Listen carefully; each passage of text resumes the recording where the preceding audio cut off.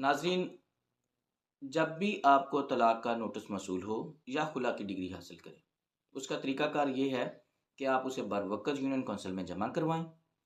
پھر chairman union council جو ہے وہ ہر ماہ دونوں فریقین کو ایک نوٹس جاری کرے گا مسالت کے لیے۔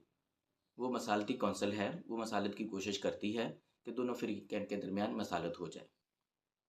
اگر تو مسالت ہو جاتی ہے تو بہت اچھی بات ہے، لیکن اگر مسالت نہیں ہوتی تو پھر 90 ڈیز 90 دن کا عرصہ گزرنے کے بعد آپ کو طلاق موثرگی سرٹیفکیٹ جو ہے وہ جاری کر دیا جاتا ہے۔